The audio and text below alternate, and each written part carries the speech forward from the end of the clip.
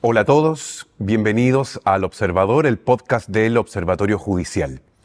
Esta vez tenemos el privilegio de conversar con Hernán Larraín, abogado y profesor de Derecho en la Universidad Católica, ha sido senador, ministro de Justicia, miembro de la Comisión Experta del Segundo Proceso Constitucional y hoy participa en el programa de reforma a la justicia de la Universidad Católica. ¿Cómo está, don Hernán? Hola, José Miguel, y feliz de poder participar en esta conversación, porque creo que los temas que estamos teniendo por delante son muy relevantes para nuestro país, para su Estado de Derecho democrático. Buenísimo, esta vez vamos a conversar sobre los nombramientos y las reformas que es necesario hacer al sistema de nombramientos. Y yo quería partir con una pregunta más bien general, muy amplia. Los dos procesos constitucionales, cada uno hizo modificaciones profundas al sistema de nombramientos del Poder Judicial, pero ambos fueron rechazados. Entonces, ¿qué espacio ve usted hoy, político, en la opinión pública, para cambiar el sistema de nombramiento? A ver, tal vez una introducción más general para poder contestar bien esa pregunta es que yo creo que hay que tener conciencia de la importancia de la justicia que se expresa en los tribunales, en el Poder Judicial, porque cuando hablamos, yo decía, un Estado de Derecho democrático, estamos hablando de un sistema, de un régimen de gobierno en que las autoridades y las personas están sometidas a la ley. Se puede hacer lo que la ley establece. Y cuando alguien transgrede o no la cumple, entonces para asegurar que la ley se imponga, están los tribunales de justicia.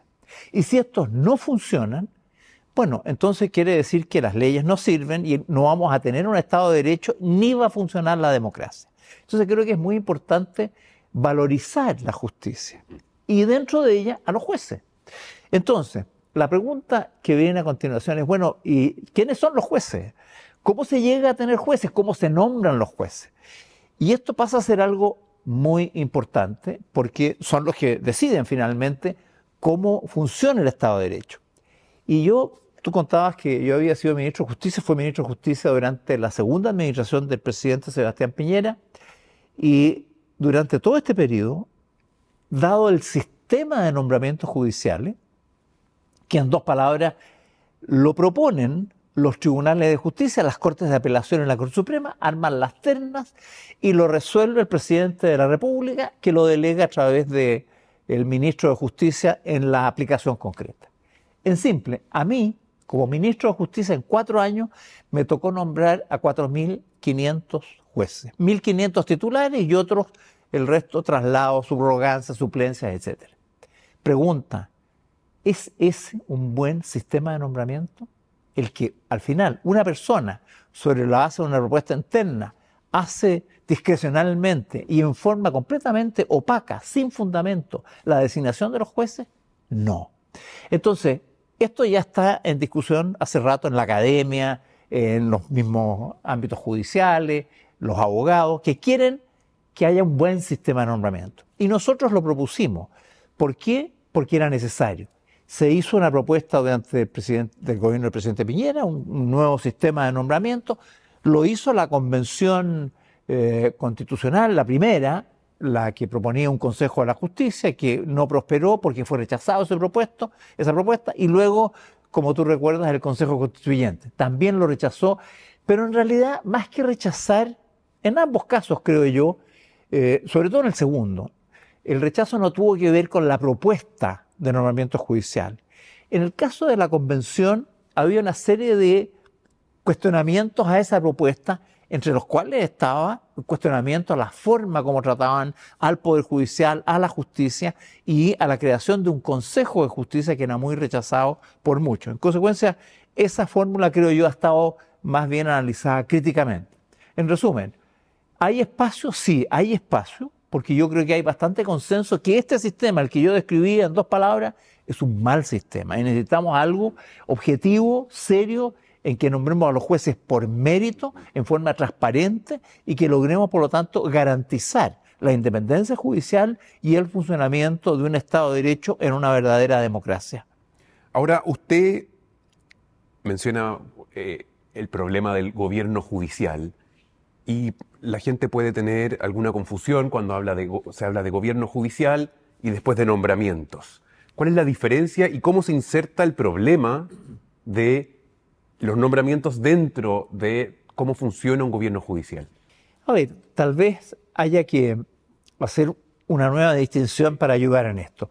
Los tribunales de justicia cumplen tareas jurisdiccionales fundamentalmente, es decir, resuelven casos, controversias, conflictos que les son sometidos a su conocimiento, ¿no? Causas civiles, penales, laborales, de familia, problemas, van al juez, el juez resuelve. Eso es lo jurisdiccional.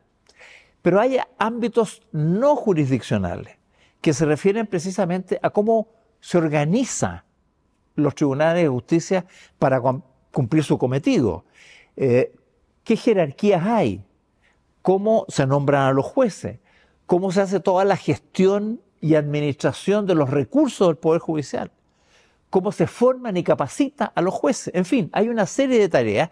Dentro de ellas hablamos entonces en ese conjunto del gobierno judicial.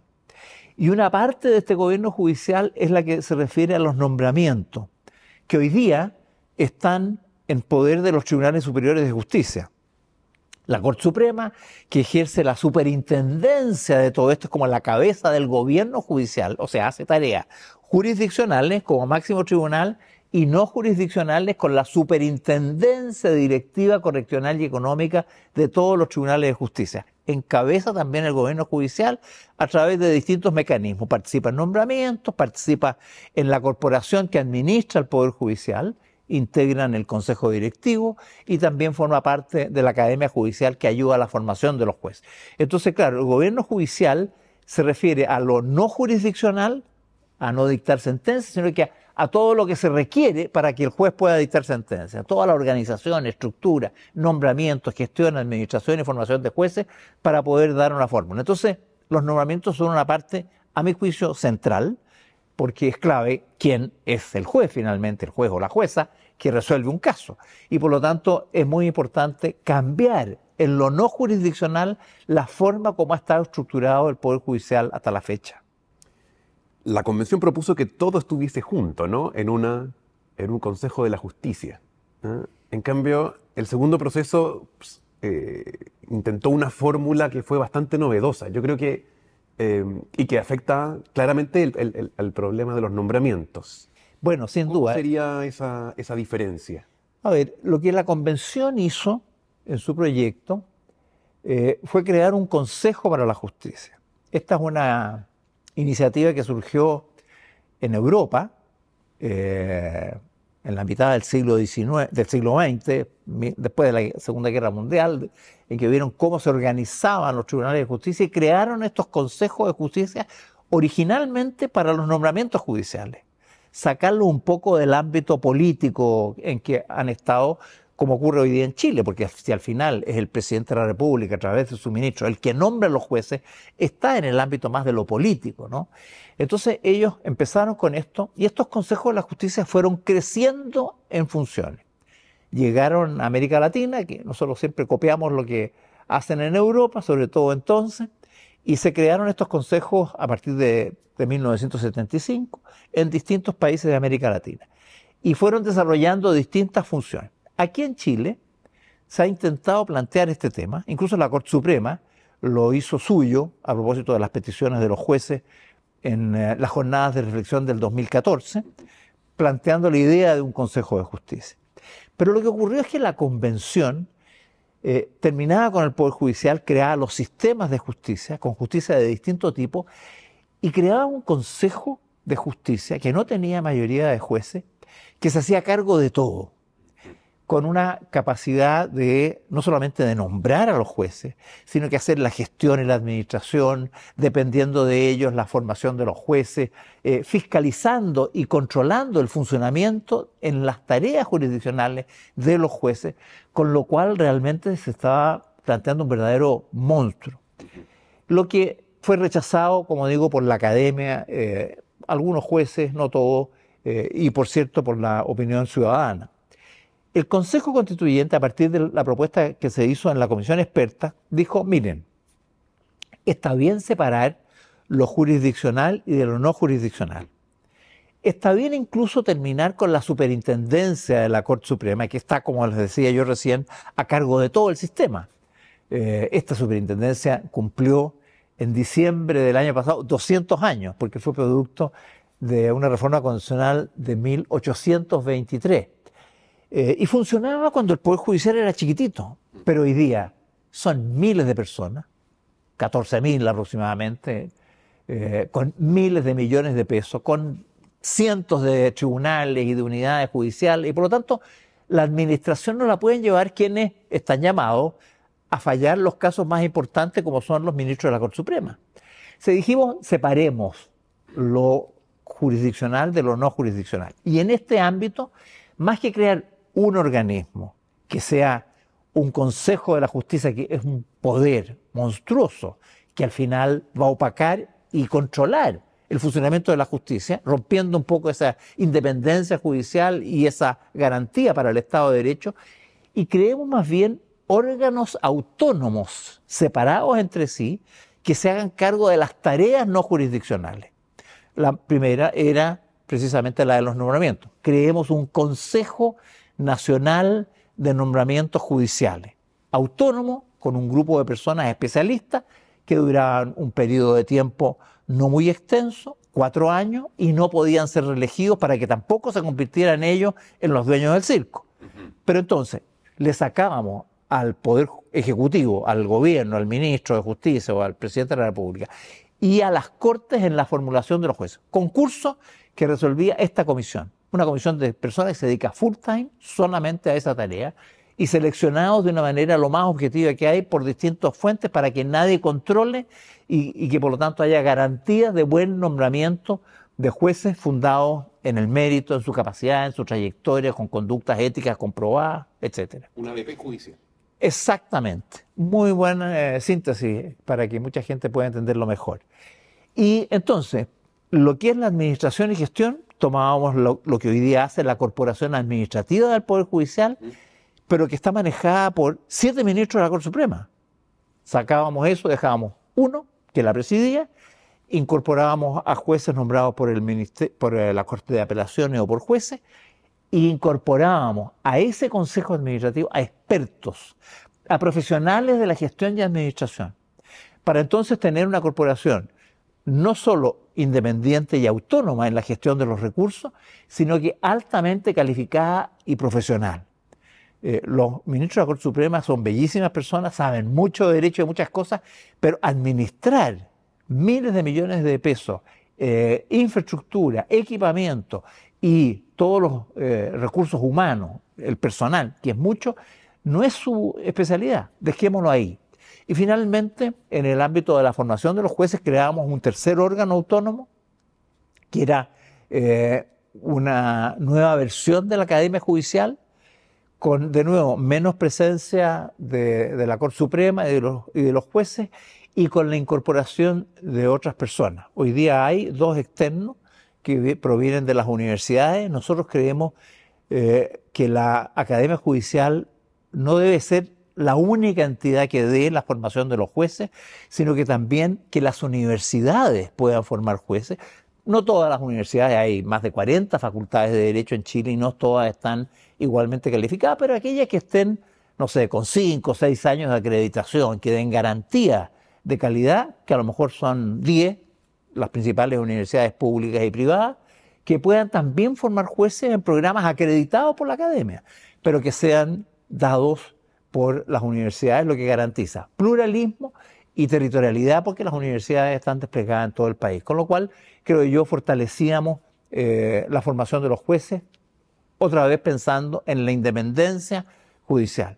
Y creo yo que esto era muy relevante y generaba una nueva forma de gobierno judicial con nuevo estatuto de los jueces y en particular asegurando que los nombramientos estuviesen bien hechos, que la gestión fuera profesional y que la formación de los jueces fuera académica y garantizara la autonomía y el pluralismo. Ahora, cuando uno abre el diario y quiere leer que está pensando en la opinión pública o cuáles son las preocupaciones de los periodistas en materia de nombramientos, normalmente estas materias que son de las que estamos conversando, que son tan centrales, no están en la primera plana. Y lo que sí está en la primera plana es la Corte Suprema. Como se nombra a los ministros de la Corte Suprema. Y aquí hay varios problemas. Tenemos la vacante del ministro Silva, lleva más de un año sin que el Ejecutivo proponga un candidato al Senado. Tenemos, hace poco trascendieron algunos contactos de ministros de la Corte Suprema con el abogado Luis de Morcilla a propósito de las investigaciones que está siguiendo en contra suya por parte del Ministerio Público. Hay siempre la polémica y la opinión pública está mirando a la Corte Suprema, que en el nombramiento participan los poderes del Estado, los poderes políticos del Estado. Entonces, ¿por qué la Corte Suprema tiene esta figura especial? ¿Cuál es la diferencia? Y ¿conviene, no conviene que intervengan los poderes del Estado en su nombramiento? ¿Cuáles son los valores que están ahí? ¿Cuál es la tensión? A ver, creo que es un tema súper importante y yo haría una distinción. Primero, a propósito de tus palabras iniciales en esta última pregunta, que es la poca relevancia de la justicia no está en las primeras páginas, los temas que hemos estado conversando. Y eso a mí me duele porque bueno, es evidente que para las necesidades cotidianas de las personas, no sé, la salud, la educación, la seguridad, la vivienda, la previsión, la jubilación, son temas que le llegan más directamente, están a flor de piel. Pero las necesidades de justicia son también necesidades muy de la vida diaria de las personas. Una encuesta que hizo hace años la Universidad Católica, por ahí por el 2014, 2015, no tantos años atrás, decía que las personas reconocían tener conflictos que requerían de la acción de un tercero, cerca de la mitad de los chilenos. Es decir, la gente reconoce eso, pero de ahí a tener acceso a la justicia o valorarlo como una prioridad esencial, como se valora, por ejemplo, la salud, que claro, si uno está enfermo, herido, no sé, necesita una atención rápida, la urgencia es distinta, no todos encontraban satisfacción y por lo tanto el acceso a la justicia está postergado, es muy débil y sin embargo es una necesidad que no tiene la prioridad que tiene la vida de la gente. La gente yo creo que podría vivir con más paz, con mejores relaciones en todos los niveles si hubiesen buenos sistemas de resolución de las controversias, no solamente judiciales, está la mediación, el arbitraje y otras fórmulas que lograran que la justicia fuera un bien accesible y por su intermedio lograr la paz social que se requiere y que se logra en parte a través de la justicia. Bueno, ese como un comentario a por qué esta falta de prioridad. Pero sí, en cambio, ¿qué cosas son relevantes de la justicia? Bueno, aparte de los casos judiciales más importantes, o en el ámbito penal, el crimen organizado o crímenes muy relevantes, todo eso acapara la atención de la publicidad, de la prensa, pero quizás en lo más político está el problema de la Corte Suprema en sus nombramientos, en su integración de los jueces. ¿Por qué? Porque efectivamente nombrar a los ministros de la Corte Suprema no puede ser algo estrictamente judicial o interno. Se trata de autoridades que tienen la máxima responsabilidad del Poder Judicial y por lo tanto esta es una materia que tiene que tener legitimidad pública y la legitimidad pública está dada en una democracia por los poderes que han sido elegidos por la ciudadanía y estos son en nuestro país el Poder Ejecutivo y el Poder Legislativo, de manera que para lograr tener que la cabeza de los tribunales de justicia tengan una cierta legitimidad en lo que realizan, necesitan del respaldo democrático expresado en los órganos representativos de la ciudadanía, el gobierno y el Congreso. Y por lo tanto, el sistema que opera es que funcionan, por así decirlo, los tres poderes. La Corte Suprema propone, el Ejecutivo dentro de esa propuesta de quina elige uno y el Senado ratifica o no. Esto es lo que ha generado mucho conflicto. A mí me tocó como senador participar en el lado de la ratificación y luego como ministro, en representación del presidente, tener la relación con el Senado a propósito de la quina, cómo elegir a uno que tuviera viabilidad y aprobación en el Senado. Ese es un trabajo complejo, que lamentablemente muchas veces cae en lo político y eso genera las tensiones y conflictos que se han producido a las que tú hacías referencia.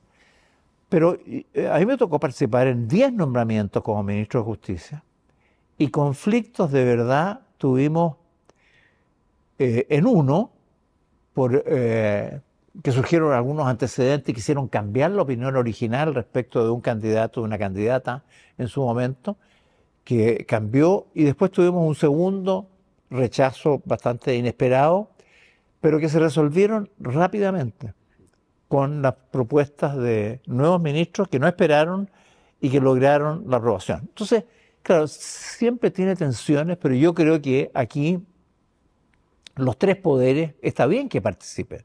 Se puede revisar la forma como participan, pero no veo una mejor legitimación de los nombramientos judiciales a nivel de la Corte Suprema que no sea a través de esta participación. Ahora, claro, eso requiere bastante delicadeza, sutileza y mano fina. Yo la aprendí en el Senado y después en el Ministerio de Justicia y me doy cuenta que hoy día hay conflictos serios. Pero creo que la designación de los ministros de la Corte Suprema no puede escapar a la participación de estos tres poderes. Y creo yo que podemos revisar la forma como hacerlo. En el resto de los casos, en el resto de los nombramientos judiciales, opera esta propuesta que hemos hecho, una comisión autónoma, independiente de nombramientos judiciales, pero en el caso de los ministros de la Corte Suprema, lo que haría esa comisión es elaborar la quina, no la Corte Suprema, sino que esta comisión de nombramiento, para que el presidente elija uno, podría elegir dos también, esas otras fórmulas que vimos en la comisión experta para el Tribunal Constitucional, que se eligieran dos, de manera que el Senado ratificara y escogiera uno. Y eso también son cuestiones que pueden ir calibrándose y flexibilizándose.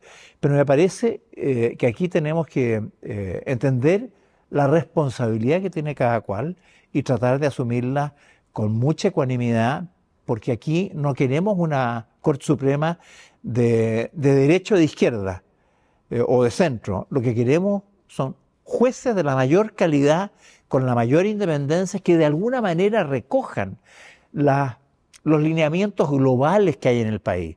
Este es un país en que hay personas creyentes y personas no creyentes, en que hay miradas doctrinarias más positivistas y otras más naturalistas. Hay personas que tienen una formación más positivista y otras menos positivas. Hay distintas miradas. La Corte Suprema tiene que de alguna manera recoger ese conjunto de cosas. Y ese es el talento que tienen que tener los que proponen y los que finalmente designan. Es una ecuación difícil, pero hay que buscar los mejores jueces que llegan a la Corte Suprema, hombres, mujeres, representativos de esta diversidad, pero que no representen las visiones políticas, partidistas que puedan existir y que legítimamente existen en una democracia, sino que una mirada más amplia desde el punto de vista de la diversidad que existe en el mundo jurídico, que tiene que estar debidamente acogido y representado en nuestro máximo tribunal. Bien, quiero agradecer esta conversación que hemos tenido. Creo que es un tema sobre el que hay que seguir profundizando como país, porque francamente hace demasiado tiempo que estamos esperando reformas. Hemos tenido 2 procesos, han fracasado. Antes hubo peticiones desde el propio Poder Judicial y sin duda es algo en lo que conversaciones como esta pueden promover a que la ciudadanía siga entendiendo la profundidad y la complejidad de los problemas que tenemos por delante. Muchas gracias, y solamente quiero decir que desde este programa de reforma de la justicia estamos elaborando una propuesta de nombramientos judiciales que siga un poco la línea de lo que ha sido el debate últimamente para dar paso a lo que tú estás diciendo. Y queremos además invitarlos a seguir escuchando el podcast del Observador, del Observatorio Judicial, y también a que se informen de nuestras investigaciones en la página www.observatoriojudicial.org. Muchísimas gracias, Hernán, y hasta la próxima vez.